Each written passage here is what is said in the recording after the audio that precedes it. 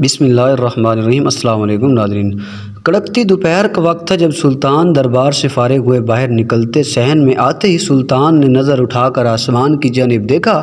وہاں سورج کی گول ٹکیا آگ برسا رہی تھی۔ آسمان پر بادل کا ایک ٹکڑا بھی نہ تھا۔ سلطان کی نظر مایوس ہو کر واپس لوٹ آئی۔ بارشوں کا سارا موسم یوں ہی گزرتا جا رہا تھا۔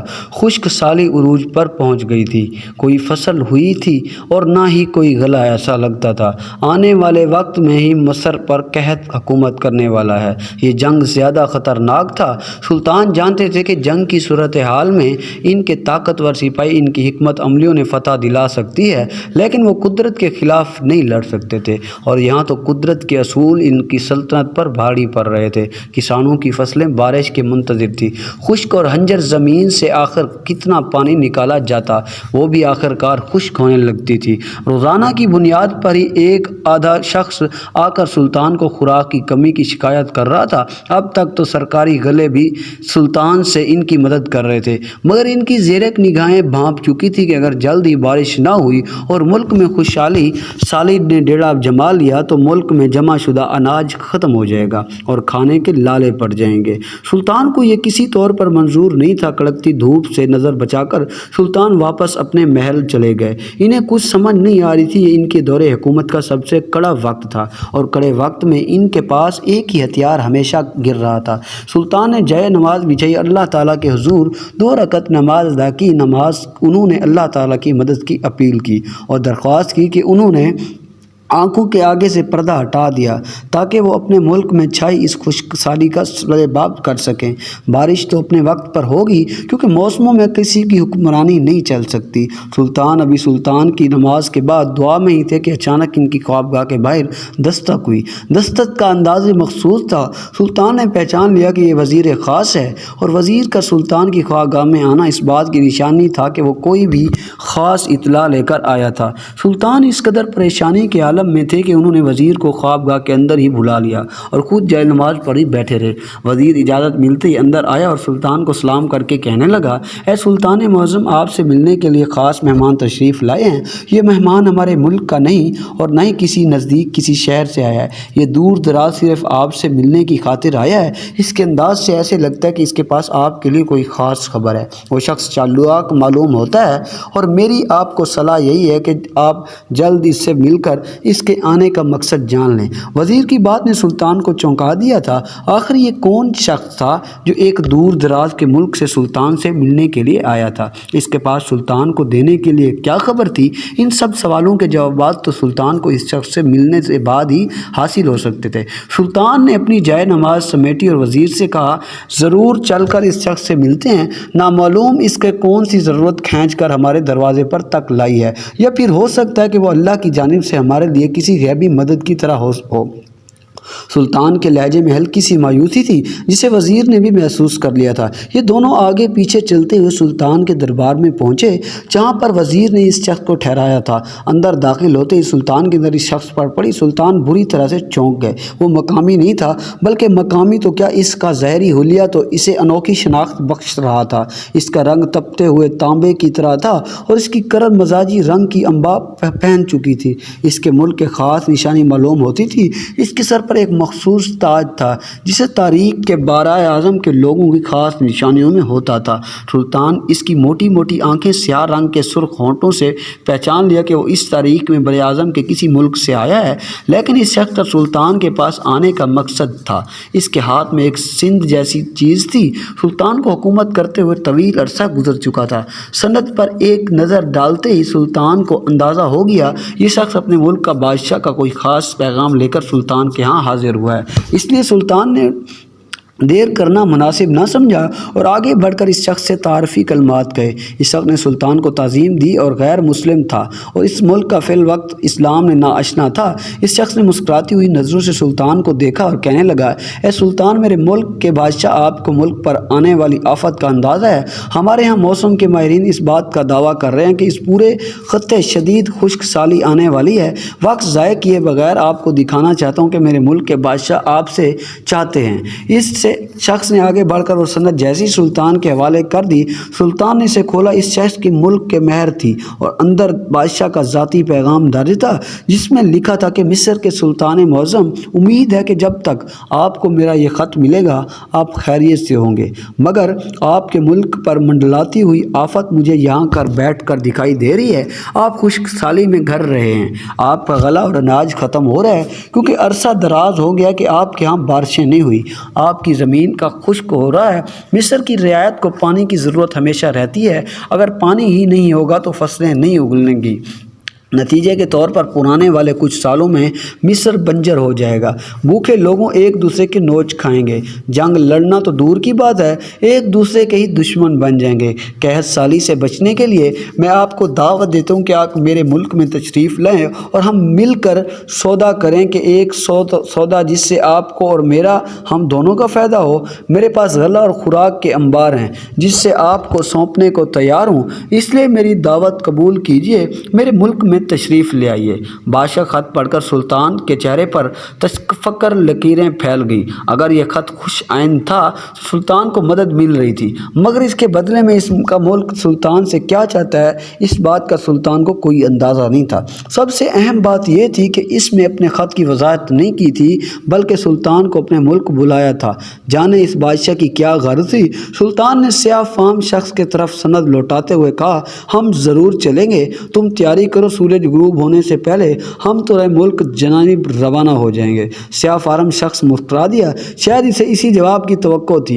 एक मुसीबत घरा हुआ मुल्क इस सुल्तान को भी कह सकता है, इसका ख्याल था कि, लेकिन वो शायद सुल्तान की असल शख्सियत से वाकिफ़ न था। वो जूं बड़े मुसीबतों में ना घबराते थे, इन्हें फ़िक्र थी तो सिर्फ अपनी रया की, जिनकी भलाई के लिए वे एक दूर दराज का सफ़र करने वाले थे। सूरज गुरूब होने के बाद जब सुल्तान अपने वज़ीर और चंद सिपाहियों के हमरा इस सियाह फारम शख्स को साथ लेकर इस मुल्क की जानिब रवाना हो गए, रास्ते के कठिनाइयों और सबक़तों का इनको अंदाज़ा था, लेकिन इसके बावजूद सुल्तान ने अपना सफ़र न रोका। मशलों की रोशनी और मुनस्सर पड़ाव के दौरान सुल्तान अपना तवील सफ़र को आखिरकार मुकम्मल ही कर लिया।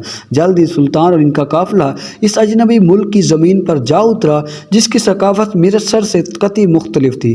सुल्तान को फ़ज़ा में तारीख बर-ए-आज़म के मखसूस बू महसूस हो रही थी, जिसकी वहशियत और बराबरियत अंगियत अंदाज़ान पोशीदा थी। ये पहला तजर्बा था, मगर वो दुनिया घूम चुके थे और जंग के आलम में आधे से ज़्यादा वक्त मसरूफ़ रहते थे।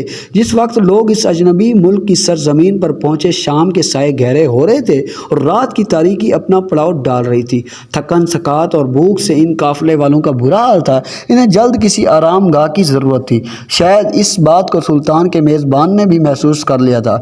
इसने सुल्तान को मुखातिब करके कहा, ए सुल्तान मग़म, अगर आप एक शाही मेहमान हैं, आपकी दुरुस्त खातिर तवाज़ा शाही महल में ही मुमकिन है, लेकिन मेरी आपसे दरख्वास्त है आप आज रात मेरे घर क़याम कर लें, क्योंकि मेरा घर यहाँ से बिल्कुल नज़दीक है। अभी तक वहाँ पर आपके लिए सारी सहूलियात मौजूद हैं। मेरी बीवी खाने पीने का बंदोबस्त कर चुकी है। हम सब का ही थकावट से बुरा हाल है और इसी वक्त बादशाह सलामत से मुलाकात भी मुमकिन नहीं है, इसलिए बेहतर यही है कि आप आज रात मेरे घर क़याम करें और कल सुबह आपको शाही महल पहुंचा दूंगा। सुल्तान को इस शख्स की बात तो कोई कबाहत महसूस नहीं हुई। जब वो इस अजनबी सरजमीन पर ही थे तो आप अरिया कोई फ़ैसला होता इन्हें भुगतना ही था। वैसे भी इन्हें अपनी काबिलियत पर भरोसा था, इनके साथ कोई गैर मामूली वाक़या पेश नहीं आ सकता था। ये सुल्तान की भूल थी। इस शख्स मकान में सुल्तान जो कुछ देखने वाले थे, इसका सुल्तान को दूर दूर तक अंदाज़ा नहीं था। इन्हें यकीन नहीं था कि इनकी मुश्किलात में अचानक से इजाफा होने वाला है। ये लंबे कद का स्याह फारम शख्स सुल्तान को लेकर अपने मकान की जानिब चल पड़ा। इसने दुरुस्त ही कहा था कि इसका घर बिल्कुल ही नज़दीक था। शाही महल का नुमाइंदा होने की हैसियत से इसका मकान शानदार था। इसमें शाहीपन वाज़े झुक रहा था। रात के पहर मकान में अच्छी खासी चहल पहल थी। कई नौजवान लड़के मकान में घूम फिर रहे थे और अपने अपने ज़िम्मे लगाए हुए काम अंजाम दे रहे थे। नौकर चाकर का अंबार था। सुल्तान को अंदाज़ा हुआ कि इस मुल्क में लोगों के तर्ज रिहाइश ख़ास चाहना है और किसी हद तक फजूल खर्च भी। ये शख्स सुल्तान को लेकर मकान के अंदरूनी हिस्से में चला गया। इसके घर वाले इसे देखकर बेहद खुश हुए और उन्हें सुल्तान और इनके साथियों को ख्वाबगाह भुगत की फौरी गुस्ल और लिबास तब्दील करने की सहूलत दी गई। धूल मट्टी इनके काफ़िलों की हालत बिगाड़ दी थी। गुस्ल से ये लोग لوگ اپنی اصلی حالت میں واپس لوٹ آئے تھے۔ سلطان کے میزبان نے ان کے طعام اور قیام میں کوئی کسر نہ چھوڑی، انہیں بہترین کھانا پیش کیا گیا۔ راستے کی تھکاوٹ کا اثر یہ تھا جانے کیا، سلطان اور تمام افراد نے پیٹ بھر کر کھانا کھایا۔ کھانے سے فارغ ہو کر رات کی عبادت کا وقت ہو رہا تھا۔ اس شخص نے سلطان کی بہت خدمت کی تھی۔ سلطان نے اس سے متاثر تھے، حالانکہ وہ غیر مسلم تھا۔ اجازت ملتے ہی سلطان نے وزیر اور ان کے باقی سپاہیوں کو اپنی خواب گاہوں میں چلے گئے۔ کل صبح انہیں بادشاہ سے ملنے کے لیے ان کے محل میں جانا تھا۔ ایک ایسا سودا طے پانا تھا جس کے متعلق سلطان کو کچھ علم نہ تھا۔ سلطان اپنے کمرے میں تشریف لے گئے اور نماز ادا کی۔ نماز کے بعد سلطان نے حسب معمول اللہ کی حضور نوافل ادا کیے اور دعا کی کہ وہ جس مقصد کے لیے یہاں پر آئے ہیں وہ خیر و عافیت سے پورا ہو جائے۔ نماز کے دوران ہی ان کے دل کی حالت عجیب ہونے لگ گئی۔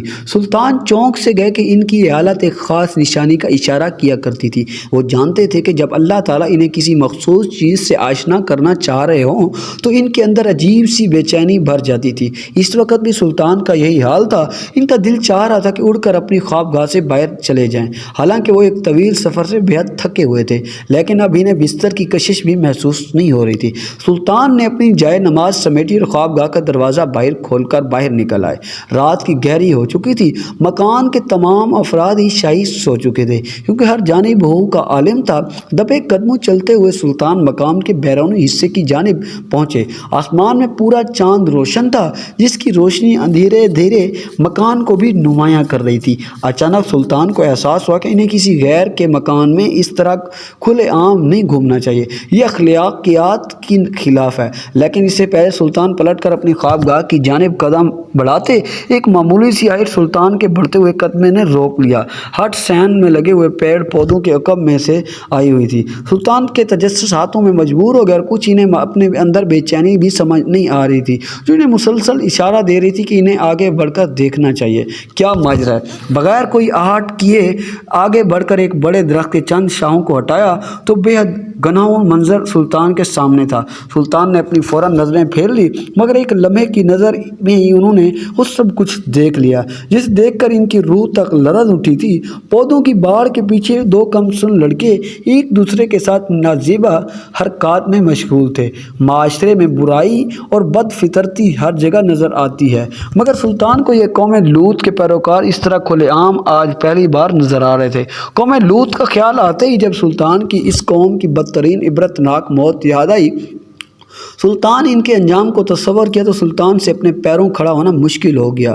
یہ بدبخت نوجوان نہ جانے کس گھٹیا فعل میں ملوث ہو گئے تھے۔ انہیں ایک دوسرے میں دلچسپی محسوس ہو رہی تھی، حالانکہ خدا نے مردوں کے اندر عورتوں کے لیے دلچسپی پیدا فرمائی ہے، جو کہ ایک جائز فطری عمل ہے۔ اسے پورا کرنے کے اللہ نے نکاح جیسا پاکیزہ عمل بھی رائج کیا ہے۔ یہ ملک اگرچہ غیر مسلم تھا، لیکن یہ لوگ اپنے مخصوص رسومات کے تحت شادی کرنے کے بعد ایک دوسرے کے ساتھ قربت اختیار کر گئے تھے، مگر نہ جانے یہ نوجوان کسی جہنم کے کیڑے تھے۔ سلطان کو سمجھ نہ آئی آخر انہوں نے مجبور آ کر اپنی خوابگاہ سے باہر کیوں نکالا، اس منظر کو دیکھنا کیوں مقصود تھا۔ اچانک سلطان کے ذہن میں ایک بجلی کا کوندہ لپکا اور انہوں نے اپنے دل میں فیصلہ کر لیا کہ اب اپنے میزبان سے اس قبیح کے عمل کے متعلق ضرور بات کریں گے۔ پوری رات سلطان کی آنکھوں میں کٹ گئی۔ جو ہی صبح ہوئی میزبان انہیں جگانے کے لیے آیا، وہ انہیں ناشتے کی درس پر لے جانا چاہ رہا تھا، لیکن سلطان اور وہیں خیالوں میں گم تھے۔ ان کے ذہن میں پوری رات دو کم سے سن نوجوان لڑکے ان کا گھنانا فعل گھومتا رہا۔ سلطان اپنے میزبان کا بغور چہرہ دیکھا اور اس سے مخاطب کر کے کہنے لگے، میرے دوست، تم نے میری بہت اچھی میزبانی کی ہے اور ہم نے پوری رات بہت سکون سے کاٹی، مگر کل رات ایک عجیب منظر میں نے اپنی روح کو بے چین کر دیا۔ میں اپنے ملک کی قحط سالی کا مسئلہ تو بھول گیا ہوں، اس سے مجھے اس کا جواب دو۔ میں نے کل رات تمہارے مکان کے اندر ہوتے ہوئے دیکھا ہے۔ اس شخص کی بات سلطان سے ذرا خبر نہ ہوئی۔ سلطان کسی بارے میں یہ بات کر رہے تھے، اس لیے اپنے چہرے پر سوال نشان سجا کر سلطان سے پوچھا، سلطان آخر آپ کس جانب اشارہ کر رہے ہیں؟ میرا مکان تو بہت بڑا ہے اور میں کئی نوکر چاکر گھومتے رہتے ہیں۔ میں کئی لوگوں کو پناہ بھی دے رکھی ہے جو ملک کے لیے فلاحی کام کرتے ہیں۔ اس نوجوان کے لڑکے اور لڑکیاں جنہیں تعلیم کے ساتھ ہنر سکھایا جاتا ہے، اس لیے آپ کا اشارہ کس جانب ہے ذرا واضح کیجیے۔ اور سلطان نے سوچا انہیں واضح طور پر بتا دینا چاہیے، اس لیے انہوں نے کھلے الفاظوں میں میزبان کو رات دیکھا جانے والا منظر بتا دیا۔ لیکن اس وقت سلطان کی حیرت کی انتہا نہ رہی جب انہوں نے اپنے میزبان کے چہرے کی ہنسی پھیلتی ہوئی دیکھی۔ وہ ایک زوردار کہکا لگا کر ہنس پڑا۔ سلطان کو اس کی ہنسی کا بے حد ناگوار گزری۔ یہ بات پریشان اور پشیمان ہونے کی۔ سلطان وہ شخص کہنے لگا، سلطان مدد شاید ایک مسلم معاشرے سے آئے ہیں اس لیے آپ کو اس عجیب نظر آیا، ورنہ یہ تو ہمارے ہاں ایک بے حد معمولی سی بات ہے۔ مرد اور مرد ایک دوسرے میں دلچسپی رکھتے ہیں اور عورتیں ایک دوسرے میں، ہمیں اس چیز سے کوئی غرض نہیں ہے کوئی کیا کرتا ہے۔ اگر آپ نے اس فعل کا ذکر کر ہی دیا ہے تو میں آپ کو بتا دوں کہ بہت جلد ہمارے بادشاہ کو اس قانونی درجہ دینے والے ہیں۔ جو کم سن لڑکے آپ نے کل رات دیکھے ہیں، یقیناً اور خواہشات رکھنے والے اس قانون سے بے حد خوش ہوں گے۔ سلطان کا چہرہ ایسا ہو گیا جیسے کسی لٹھے کا ایسا ہو۔ سلطان کون سا لڑکے سے کوئی انسانیت نہیں تھی اور قوم لوط کا انجام یاد کر کے گھبرا رہے تھے، جس میں اللہ تعالیٰ نے ان دونوں لوگوں کو عذاب دیا تھا جو ظلم کے ساتھ نہ تو لیکن ظلم کے خلاف آواز بھی نہ اٹھاتے تھے۔ یہ بات سن کر سلطان کے رونگٹے کھڑے ہو گئے۔ اس قدر گھناؤنا عمل جو خدا کو نہ سخت پسند ہے، اگر قانونی سطح پر کیا جانے لگا تو دنیا بھر کے حالات کیا ہو جائیں گے۔ سلطان کو معاملے کی سنگینی کا احساس ہوا۔ یہ بھوک اور قحط سالی سے کہیں بڑا واقعہ تھا۔ سلطان نے اس شخص سے جلد اپنے بادشاہ سے اس ملاقات اپنا طے کروں۔ بادشاہ اپنے دل میں بادشاہ کر چکے تھے، جس کا اظہار اب انہیں بادشاہ کے محل میں جا کر کرنا تھا۔ اس شخص کو بھلا کیا اعتراض تھا؟ ناشتے کے فوراً بعد یہ شخص ان کے ساتھ گیا اور سپاہیوں اور وزیر کو لے کر بادشاہ کے محل کی جانب روانہ ہو گئے۔ راستہ میں بادشاہ کے تمام جانب سیاہ فام کے شخص دکھائی دے رہے تھے۔ اس تاریخ میں براعظم کی خاصیت تھی کہ سلطان کو اس ملک کے عوام شاہ خرچی نظر آ رہا تھا۔ لوگوں نے بڑے بڑے مکانات بنا رکھے تھے اور ان کی آرائش پر خوب خرچہ کیا گیا تھا۔ سلطان کا میزبان جلدی اس لے کر ایک شاندار محل کے سامنے جا کر رکا۔ بادشاہ بذات خود سلطان کے استقبال کرنے کے لیے آیا تھا۔ وجہ کچھ اور نہیں بلکہ مسلم دنیا کا سلطان بڑا سلطان کی جاہ و جلال ہیبت دنیا میں بھی مشہور تھی۔ اس بادشاہ کو سلطان سے کوئی ذاتی کام بھی درکار تھا، اسی لیے سلطان کو آؤ بھگت میں کوئی کمی نہ چھوڑی۔ اس لیے آگے بڑھ کر سلطان کو خوش آمدید کہا اور دونوں ایک دوسرے کو تعظیمی کلمات کہے۔ جب یہ قافلہ اندر جا پہنچا اور ابتدائی گفتگو سے فارغ ہو گیا، سلطان نے بادشاہ کو مخاطب کیا اور کہنے لگے، اے میرے عزیز، ہم سب جانتے ہیں کہ یہاں پر کسی وجہ سے آیا ہوں۔ میں ملک پر آنے والے خشک سالی کے عرصے سے وجہ سے پریشان ہوں، جس کی وجہ سے غلے اور اناج کا بندوبست کرنا چاہتا ہوں۔ خوش قسمتی سے آپ کا بلاؤ مجھے موصول ہوا اور میں نے بہتر یہی سمجھا کہ کسی اور ملک سے رابطہ کرنے سے پہلے آپ کی مہمان نوازی میں کچھ دن گزار لوں، تاکہ مجھے اندازہ ہو جائے کیا ہم دونوں میں ایک دوسرے کے کسی کام آ سکتے ہیں یا نہیں۔ بادشاہ کے چہرے پر بڑا ہی پسندیدگی کا اثر ہوا اور اسے سلطان کے بعد اندازہ ہوا اور اس نے کہا کہ اے سلطان، یہ بالکل درست جگہ پر آئے ہیں۔ انہیں بڑی چاہت سے آپ بلایا ہے۔ میں جانتا ہوں کہ مصر میں آنے والے وقتوں میں ایک لمبا قحط آنے والا ہے۔ کچھ پتہ نہیں کہ بارشیں ہوں گی یا نہیں، زمین گلا اگلے گی یا نہیں، لیکن سلطان کی حیثیت آپ کو انتقام کرنا چاہیے۔ میرے ملک میں اناج وافر مقدار میں موجود ہے، میں آپ کو اس کی ایک کثیر مقدار فراہم کر سکتا ہوں جو قحط سالی کے دنوں میں آپ کی عوام کی مدد کرے گی، لیکن اس کے بدلے میں آپ کو میری کچھ مدد کرنا ہوگی۔ سلطان کے چہرے پر یہ سن کر سوالیہ نشان پھیل گیا اور انہوں نے اس شخص سے پوچھا کہ بدلے میں آپ کو کیا چاہیے۔ بادشاہ نے غلے اور اناج کے بدلے سلطان سے فوجی سامان کی خواہش کا اظہار کیا۔ اعلیٰ نسل کے گھوڑے جو پوری دنیا میں صرف عرب نسل کے لوگوں کے استعمال میں تھے، وہ اس شخص کو درکار تھے۔ وہ چاہتا تھا کہ سلطان کے فوجی اس کے فوجوں کو لڑنا سکھائیں۔ یہ سب تو وہ کام تھا جو سلطان کی فوجیں بخوشی کیا کرتی تھی۔ کسی نے کوئی اعتراض نہیں تھا۔ ہو سکتا تھا کہ سلطان اس کا سودہ منظور کر لیا۔ سلطان کا حکم جاری کیا اور ایک فوجی دستہ بلا کر اس ملک کے سپاہیوں کی جنگ کا طریقہ کار سکھائے جائیں اور ایک مخصوص تعداد میں گھوڑے اور سامان رسد بھی مہیا کرنے کا حکم جاری کر دیا۔ اور بادشاہ کو امید تھی کہ سلطان اتنی جلد مان جائے گا۔ وہ بے حد خوش تھا۔ سلطان کو وہ حقیقت اس بادشاہ سے ایک اور کام بھی تھا، اس لیے سلطان چاہتے تھے کہ اس کا معاملہ خوش اسلوبی سے حل ہو جائے۔ سلطان اسے مخاطب کیا اور کہنے لگے، بادشاہ، میں چاہتا ہوں آپ اس سودے کے ساتھ ہم ایک سودا اور کریں۔ رہیں، اگر آپ کی اجازت ہو تو اپنا مدعا بیان کروں۔ بادشاہ تو سلطان کی سخاوت سے بےحد خوش ہوا تھا، اسے بھلا کیا اعتراض ہو سکتا تھا۔ اس نے فوراً ہی سلطان سے کہا کہ آپ جو کہنا ضرور کہیں، اگر میرے پاس ہوا تو اسے ضرور پورا کروں گا۔ سلطان کے چہرے پر ایک پر اسرار سی مسکراہٹ دوڑ گئی۔ سلطان نے بادشاہ کے حکم کے 2 کم سن لڑکے مطالبہ کیا جو انہوں نے اپنے میزبان کے شخص میں دیکھے تھے۔ 2 کم سن لڑکے جو ایک دوسرے کے ساتھ نازیبا حرکات کر رہے تھے اور ہم جنس پرستی میں ملوث تھے۔ سلطان کے اس پر یہ بادشاہ چونک اٹھے، لیکن 2 عام سے لڑکوں کے اسے کیا غرض ہو سکتی تھی۔ اس نے خوشی خوشی سلطان کے عہد کیا اور دونوں کم سن لڑکوں کو سلطان کے حوالے کر دیں گے، مگر سلطان کے ذہن میں کچھ اور ہی چل رہا تھا۔ سلطان نے ایک سے مخاطب کر کے کہا، اے مہربان بادشاہ، میں نے سنا ہے کہ آپ جلد جنس پرستی کے ملک میں قانونی حیثیت دینے والے ہیں، لیکن میں چاہتا ہوں آپ میرے ساتھ ایک اور سودا کریں۔ یہ 2 ہم کم عمر لڑکے میرے ساتھ ملک جائیں گے اور کچھ عرصے میں میری نگرانی میں وہاں رہیں گے۔ میں ان سے ایک خاص شرط منوانا چاہتا ہوں جو مستقل آپ ملک کے لیے قائد مند ہوگی۔ اگر آپ ہم جنس پرستی کو قانونی حیثیت دینا چاہتے ہیں، آپ کو یہ میری بات مان لینی چاہیے۔ آپ کے پاس اس قانون کے لیے ایک ٹھوس وجہ ہو۔ کچھ عرصے کے بعد جب یہ لڑکے میری طے کردہ شرط کو پورا کرنے کے قابل ہو جائیں گے، میں انہیں واپس آپ کے حوالے کر دوں گا۔ اس کے بعد آپ جب چاہیں اپنے ملک میں یہ قانون نافذ کر سکتے ہیں۔ اس بادشاہ کے کان کھڑے ہو گئے۔ سلطان کوئی گہری بات کر رہے تھے، مگر زبان دے چکا تھا، اب مکر نہیں سکتا تھا۔ اس لیے سلطان سے وعدہ کر لیا کہ وہ ان دونوں لڑکوں کو واپس لوٹنے تک اپنے ملک میں ہم جن پرستی کو فروغ نہیں دیں گے، نہ اس قانون کو نافذ کریں گے۔ سلطان کے دونوں سود خوش اسلوبی سے طے پائے گئے۔ ان کے ملک پر اچھائی خوراک اس کی قلت بھی حل نکل آیا، اور کل رات جو کچھ انہوں نے دیکھا تھا اپنے تئیں ایک بہترین حل اس لیے سوچ لیا تھا کہ وہ کم سن لڑکوں کے ساتھ وہ کیا کرنے والے تھے۔ سلطان کے ذہن میں اس مطلع کی ایک پوری ترکیب آ چکی تھی۔ یہ صرف 2 لڑکوں کی بات نہ تھی، ایک پوری نسل کی کہانی تھی، ایک پورا ملک، اس کے بادشاہ، شاید ایک پوری دنیا اس گھناؤنا فعل کے لپیٹ میں آنے والی تھی۔ سلطان کو مسلسل دنیا کی شاندہی کرنے پر شاہی رہنما 2 کم سن لڑکے حاضر کر دیے۔ دونوں ہی بوکھلا ہوئے تھے، وہ جانتے تھے کہ ان کے ساتھ مستقبل میں کیا ہونے والا ہے۔ جب انہوں نے سنا کہ وہ ایک مسلمان ملک میں غلام کی حیثیت سے جا رہے ہیں، ان کی حالت غیر ہو گئی تھی، لیکن سلطان کے سپاہیوں کے ساتھ اچھا سلوک کیا۔ بادشاہ کی اجازت سے یہ قافلہ وہاں سے نکلا تو وقت تھا طویل مسافت طے کر کے آخر کار یہ لوگ مصر آ پہنچے۔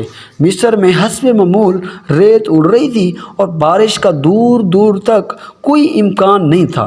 موسم گرما تھا اور عوام کے چہرے پر فکر نمایاں نظر آ رہی تھی۔ سلطان اپنے ساتھ غلے کی پہلی قسط لے آئے تھے اور باقی ساز و سامان انہیں وقت کے ساتھ بھیجا جانا تھا، لیکن سلطان کو اصل فکر اپنے ساتھ لائے ہوئے ان دونوں لڑکوں کی تھی، جن کی شکل سے ہی سلطان کو نفرت محسوس ہو رہی تھی۔ سلطان نے وزیر کو حکم دیا کہ لائی ہوئی خوراک کے مناسب مقام پر پہنچا دیا جائے اور ضرورت مندوں کو دی جائے۔ وہ خود ان لڑکوں کو نمٹنا چاہتے ہیں۔ ان دونوں لڑکوں کو چہرے پر خوف چھائی تھی اور ان کا رنگ پیلا پڑ رہا تھا۔ سلطان ان دونوں کو اپنے ساتھ لے کر محل کے اندر آ گئے اور زندان کی جانب بڑھ گئے۔ ان کے دل میں ان دونوں لڑکوں کے لیے رحم کی کوئی گنجائش نہیں تھی اور نہ ہی ہونی چاہیے تھی۔ جو خدا کی بنائی ہوئی حدود کو توڑیں، ان کے لیے دردناک انجام بھی ہونا چاہیے، مگر سلطان نہ جانے ان کے لیے موت سے بڑھ کر کوئی ایسا انجام سوچ کر بیٹھے تھے۔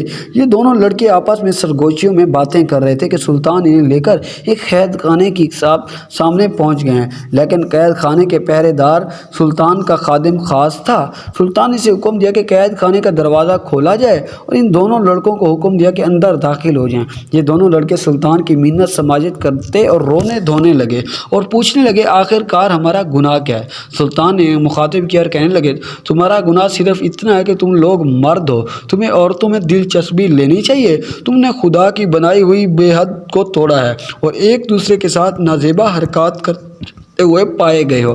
مردوں میں دلچسپی یہ ایک بے حد گھناؤنا عمل ہے اور خدا کے نزدیک ناپسندیدہ ہے، لیکن میں تم لوگوں کو سزا کی نیت سے یہاں نہیں لایا۔ تمہارے ملک کا بادشاہ ہم جن پرستی کے پورے ملک میں پھیلانا چاہتا ہے اور قانونی حیثیت دینا چاہتا ہے۔ ایک دوسرے کی حیثیت سے آج انہیں مستقبل بلکہ فکر رہتا ہے۔ میری شرط پوری کرتے ہو تو تم ایک مخصوص وقت کے بعد تم لوگوں کو آزادی دے دوں گا۔ تم تب تک اپنے ملک میں جا کر یہ اعلان کر سکتے ہو کہ ہم جنس پرستی میں صرف فائدہ ہی فائدہ ہے، کوئی نقصان نہیں ہے۔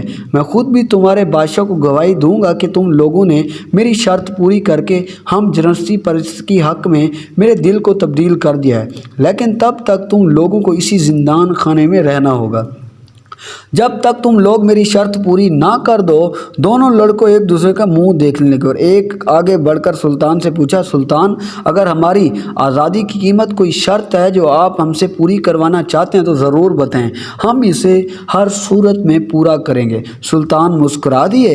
اور ان کا رد عمل کیسا تھا؟ لوگ قید خانے کے پہرے دار بھی سوالیہ نظروں سے سلطان کی جانب دیکھ رہا تھا۔ سلطان نے پہلے دار کو حکم دیا اور کہنے لگے، خادم خاص، میری طرف سے تمہیں اجازت ہے کہ تم ہر روز 10 کوڑے ان دونوں کو مارا کرو اگر یہ میری مطلوبہ شرط کو پورا نہ کریں۔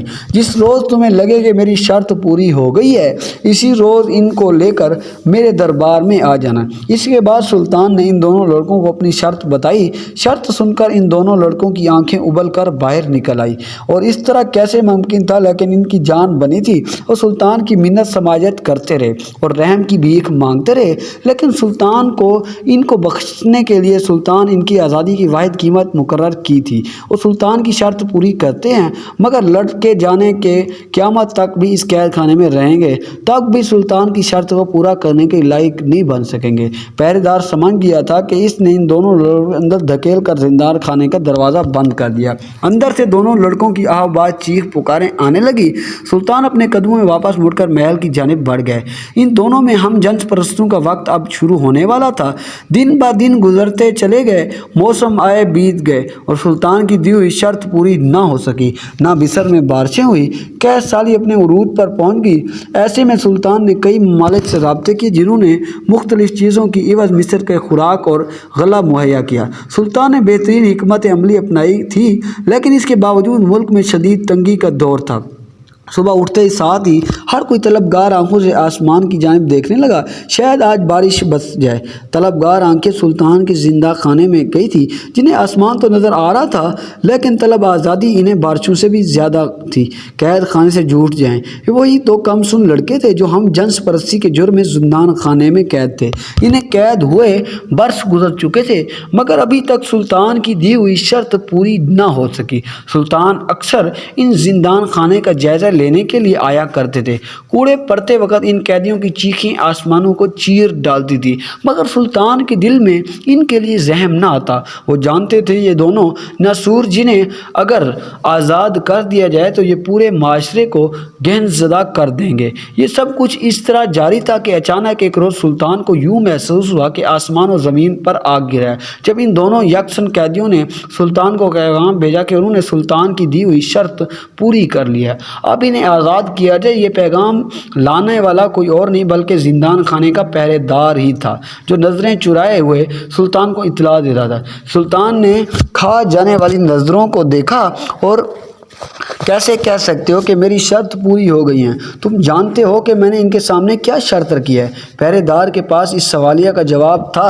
وہ نظریں نیچی کیے سلطان کے سامنے کھڑا، اچانک اس کے پیچھے دونوں لڑکے برآمدے ہوئے قید میں رہتے تھے۔ ان کی حالت بدترین ہو چکی تھی لیکن ان کے چہرے پر ویسے ہی تھے جیسے گناہ میں مبتلا ہو۔ انسان کے اپنے گناہ پر نہ ہو تو نادم ہوتا ہے اور نہ ہی معافی مانگنے۔ چونکا دینے والا منظر تھا۔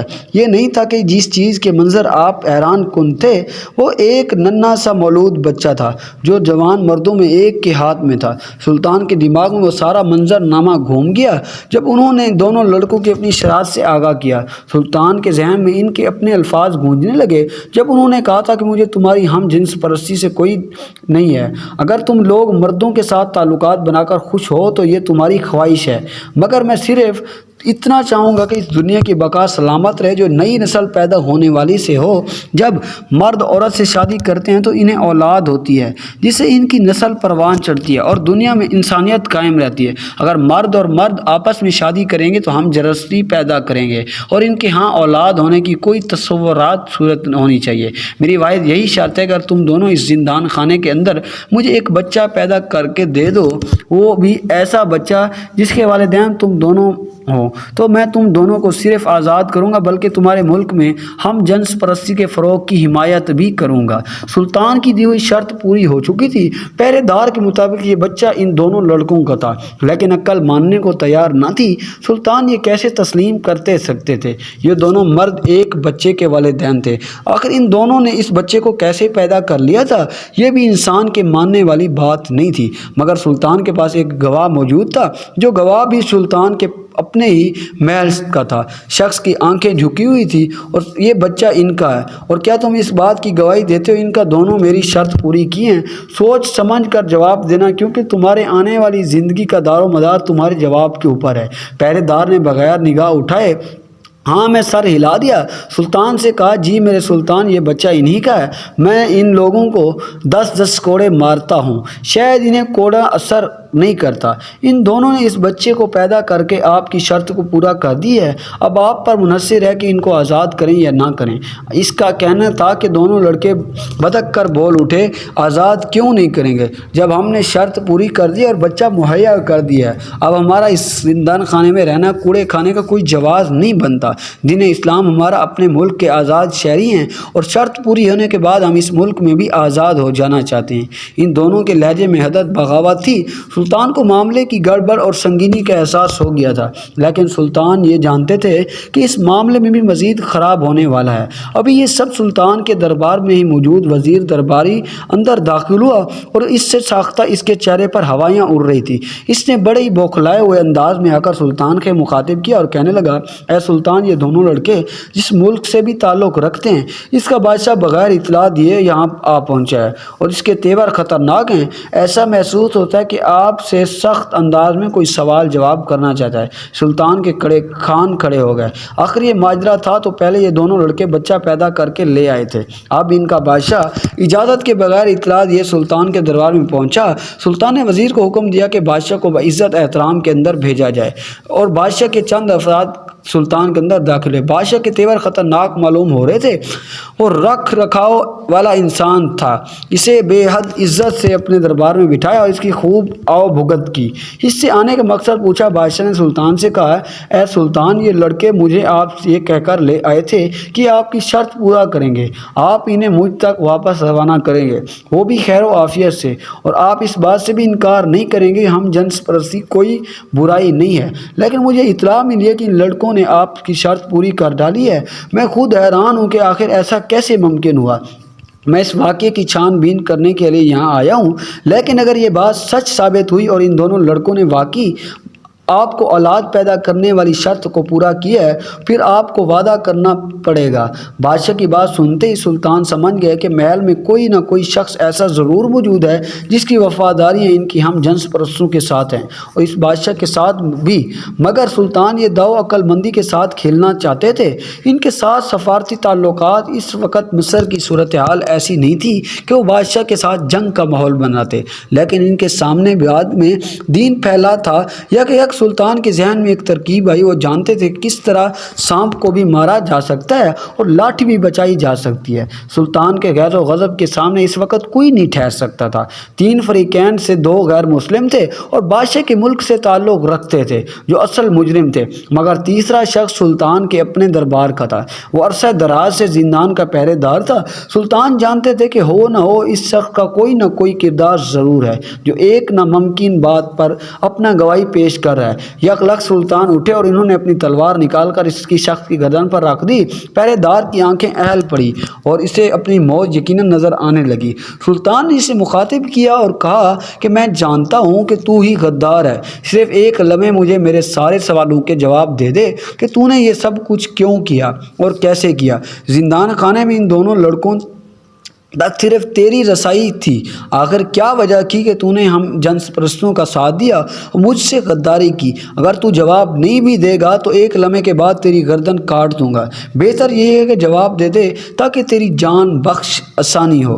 پہرے دار سلطان کی ہیبت کے سامنے لرز کر اور فر ایسے بولنے لگا جیسے کوئی سبق یاد کیا ہو۔ اس نے لمحے سے پہلے ہی اپنے جرم کا اقرار کر لیا اور کہنے لگا، سلطان معظم، آپ نے درست پہچانا، یہ بچہ میں نے انہیں مہیا کیا ہے؟ وجہ یہ ہے کہ کچھ عرصہ دراز سے ان کے ساتھ پہرے داری کرتے ہوئے میں نے ان کو گھٹیا حرکات کرتے دیکھا۔ آخر ان لوگوں نے مجھے بھی راغب کر لیا، میں بھی ہم جنس پرستی میں مبتلا ہو جاؤں۔ خدا جانے مجھے گناہ کیسے اپنی طرف راغب کر لیا اور میں بھی ان کے ساتھ شامل ہو گیا۔ اور جب میں گناہ میں شامل تھا تو انہوں نے مجھ سے باہر نکلتے کے لیے درخواست کی کہ میری آنکھوں پر پٹی باندھ کر چکی تھی۔ میں ان کے ساتھ وفاداری کے چکر میں آپ کے ساتھ اپنے سالوں پرانا تعلق خراب کر لیا۔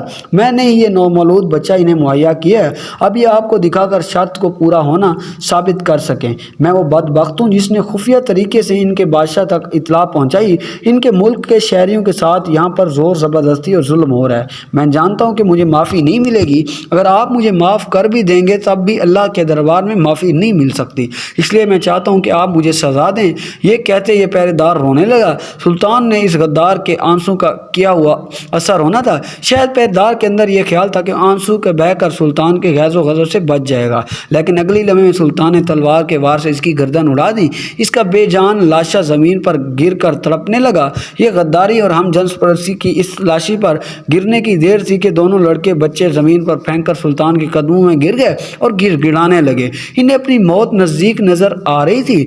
سلطان نے آگے بڑھ کر ان سے ایک گردن پر تلوار رکھی اور بادشاہ سے پوچھا، اب جب کو یہ ثابت ہو گیا کہ یہ دونوں مرد بچہ پیدا کرنے کے لائق نہیں ہیں، تم مجھے بتاؤ کہ تم اپنے ملک میں نسل کو بقا کیسے کرو گے؟ ہم جنس پرستی وہ لعنت ہے کہ کل کو تم اپنے ملک میں افراد کو ترسو گے۔ مرد عورتوں سے شادی کر کے ذمہ داریوں کے پابند ہوتے ہیں، بچہ پیدا کرتے ہیں اور نسل بڑھتی ہے۔ یہ ایک پاکیزہ معاشرہ، لیکن مرد کے ساتھ اپنی نفسانی خواہش پوری کرنے لگے تو دنیا کی سمت میں جائے گی۔ مجھے جواب دو۔ بادشاہ غیر مسلم تھا مگر عقل مند تھا۔ اس سلطان کی بات سمجھ میں آ گئی۔ سلطان کی دہشت کو جو اس نے دیکھا تو اس کی ٹانگیں کپانے لگی اور اس نے سلطان سے کہا، یہ دونوں لڑکے نے آپ کو غلام کے طور پر عطیہ کر دیے تھے، اب آپ کی مرضی، آپ ان کے ساتھ سلوک کریں۔ میرا فیصلہ ہے کہ آپ اپنے ملک میں ہم جنس پرستی کا قانون نافذ نہیں کروں گا، کیونکہ اس سے میرے ہی ملک کا مستقبل برباد ہوگا۔ دونوں لڑکوں کی بقاب تھی کہ سلطان نے فیصلہ کر چکے ہیں۔ خدا کے مجرموں کی کوئی چھوٹ نہیں دینا چاہتے تھے۔ سالوں کی سزا کے بعد